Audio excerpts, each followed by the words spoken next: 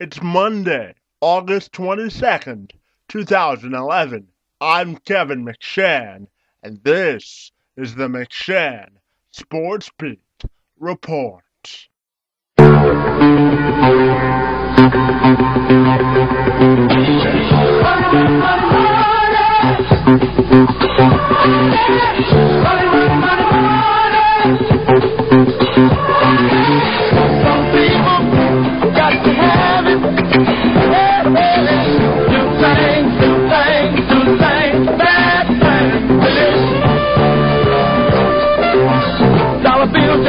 Come on and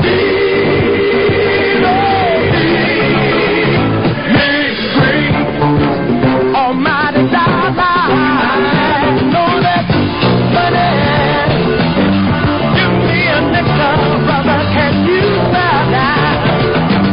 Money can drive some people out of the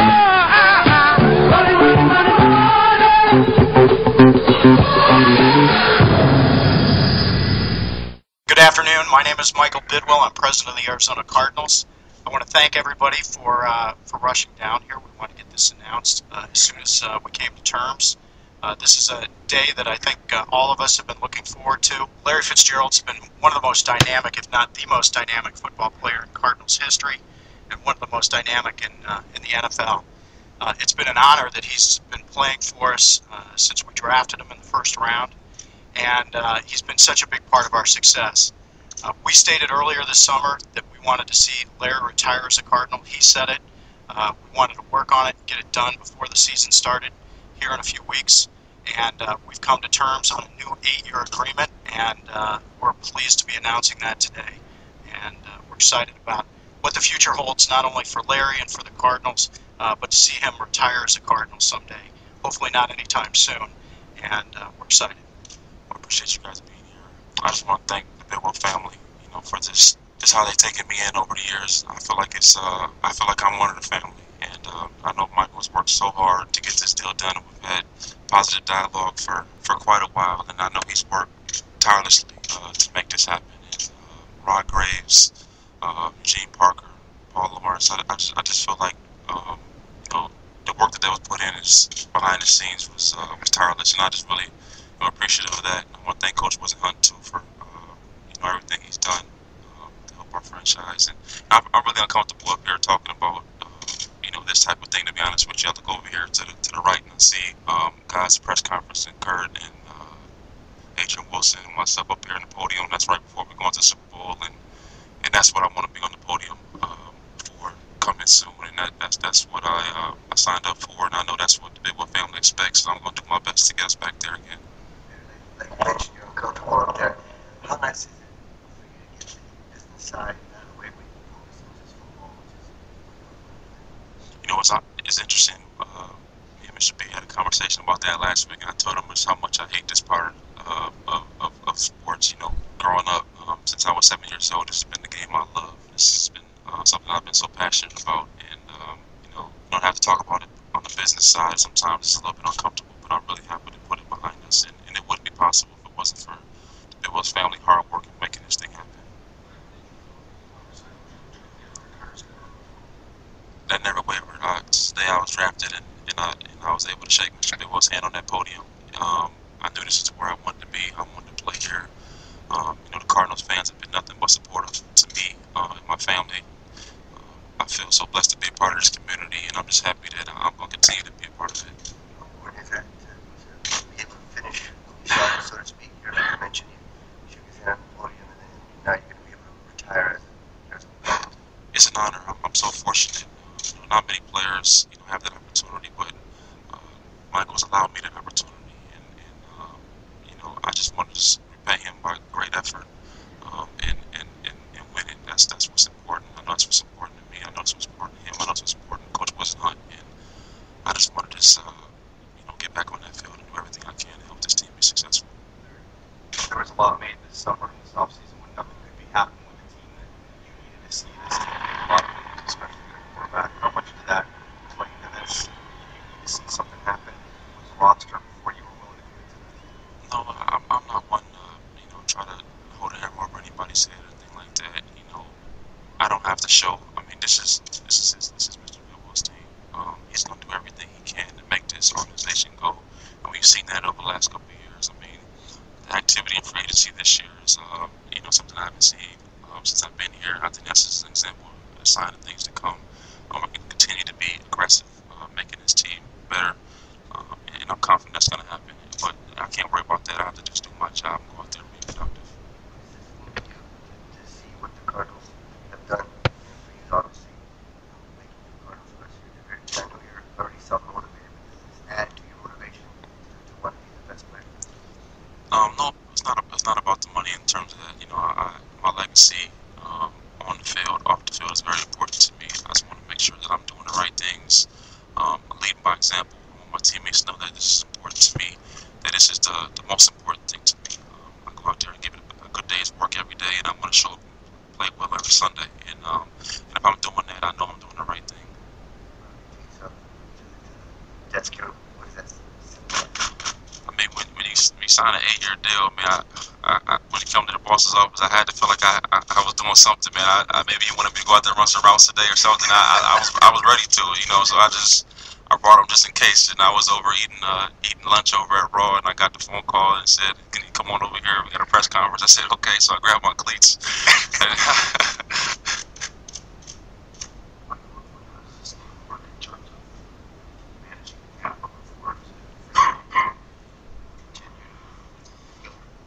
Yes, I think Rod Grace did a terrific job working with Larry's agents in terms of structuring something that represented, what Larry is, a complete player, both on the field and off the field, who's continues to have a tremendously bright future for a long, long time, but also allows us to build a team around him and around a lot of the other core players that we have.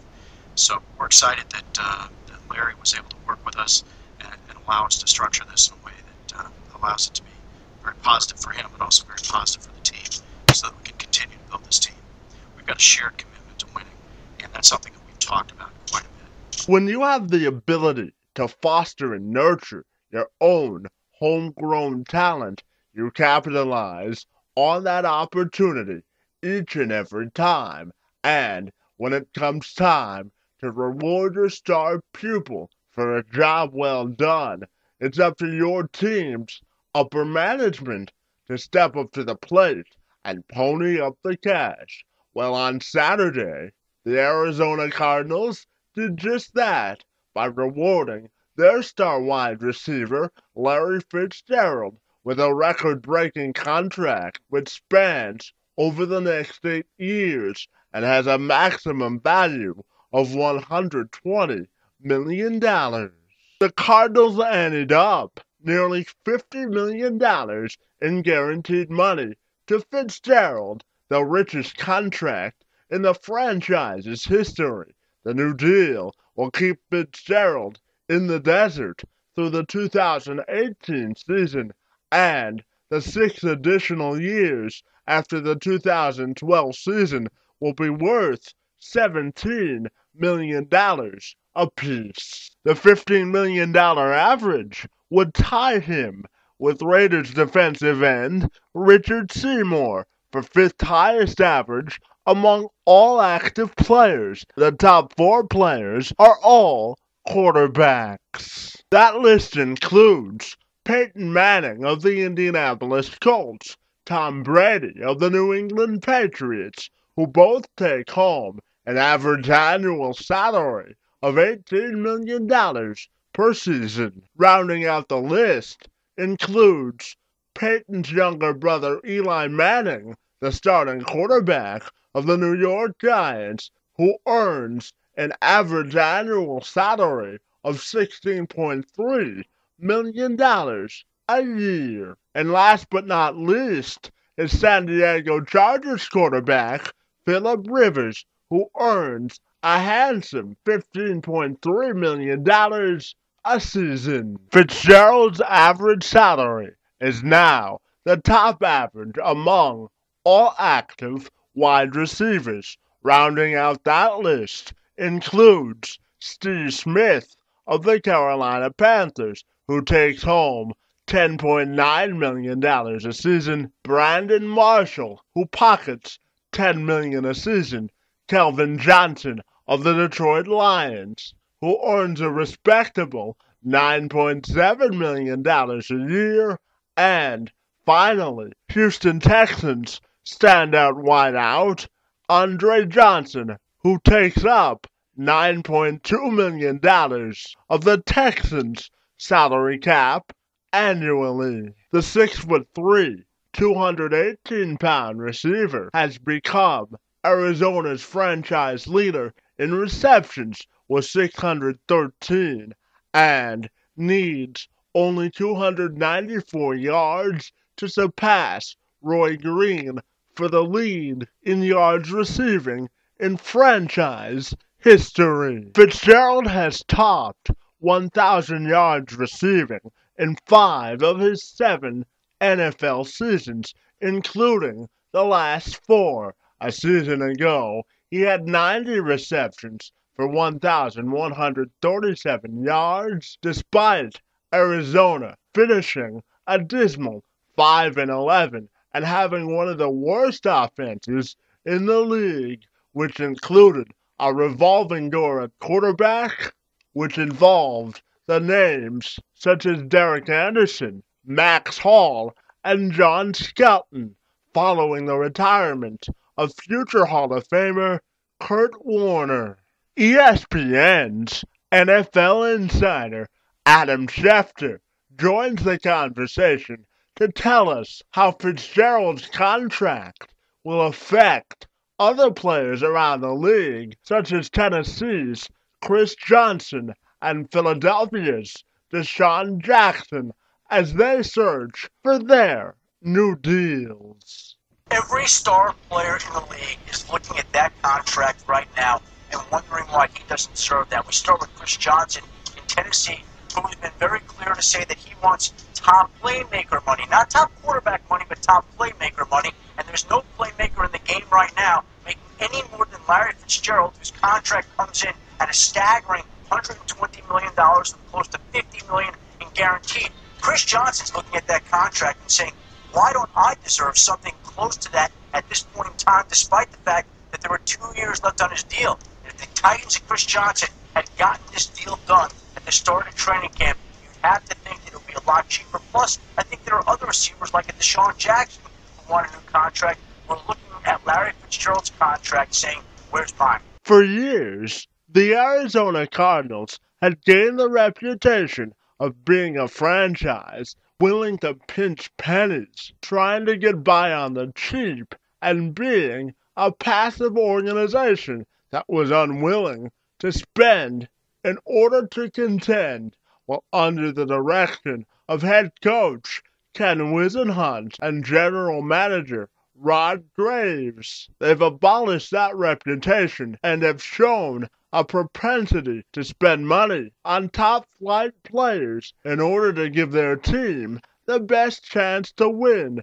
We saw that trend continue earlier this offseason when the team sunk nearly $60 million into Kevin Cobb to be their franchise's new face at quarterback. And on Saturday, they ensured that his top weapon, one of the best in all of the NFL, and Larry Fitzgerald, was secured for the long term. The Bidwills have made their intentions known, and they've made a statement to the rest of the league. They want to win, and they want to win in the here and now. Kevin McShann, Sports Beat, reports.